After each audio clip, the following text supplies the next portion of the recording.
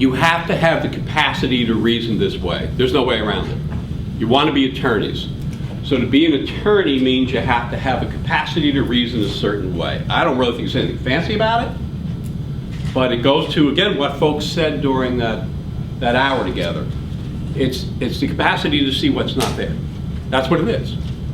That's all clients want you to do. Clients come to you with problems.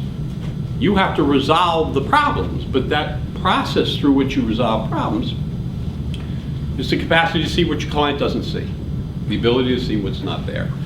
So not everyone has the capacity to be an attorney. That's just the way it is. You must be patient. This is not memorization. It's not the capacity to memorize. I don't memorize anything. But I have the capacity and have argued homicides in the appellate courts in this state. I have the capacity and have prosecuted homicides in the trial courts in this state.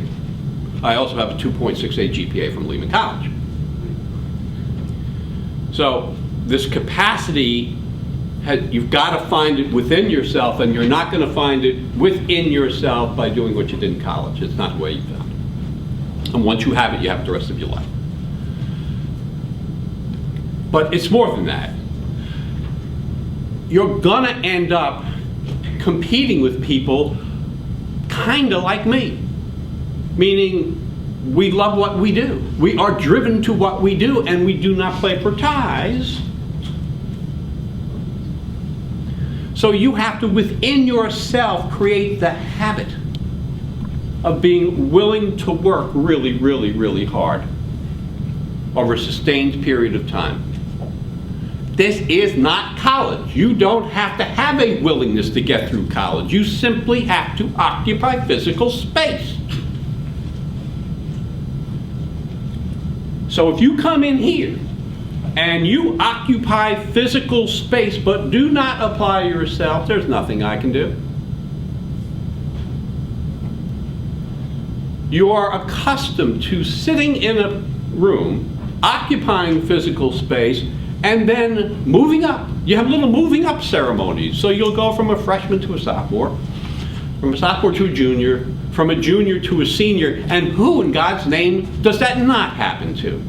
Who gets thrown out of college? I mean, they didn't throw me out. And what's the difference? The difference is that willingness to work. So you have to have the capacity to see what's not there. Again, I don't think it's anything fancy. But you've got to have this willingness. And, you don't do it without it. And then the final thing is you have to have stamina, which is why these classes 5 hours long. What is that doing? Well, it's measuring your stamina.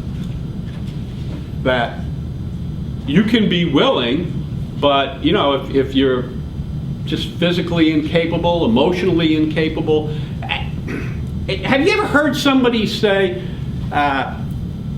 gee, I'm just no good on standardized tests. I'm really God's gift to everything, but when it comes to a standardized test, I'm just chump change. Oh, okay. Well, you have to change that.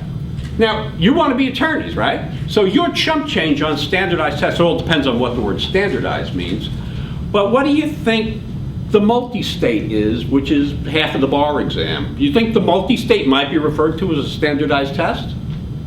Yeah. So is there anybody who's going to practice law who's not going to take the bar exam? Well, no. Meaning you have to have the stamina to get to that point. You have to have the stamina to face down the inadequacies you see in yourself. So that's what the test is measuring, because if you can show on the LSAT the capacity to reason this way, if you can show on the LSAT the willingness to prepare, which is what you will do here, and you can show on the LSAT stamina of doing this over half a day, then a law school has a more informed view as to the likelihood that you will survive the law school experience, which itself, is anybody going to graduate law school without working hard?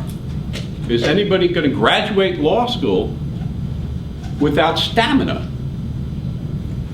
No. And is anybody going to graduate law school who doesn't have the capacity to reason this way? No. That's what the test is after.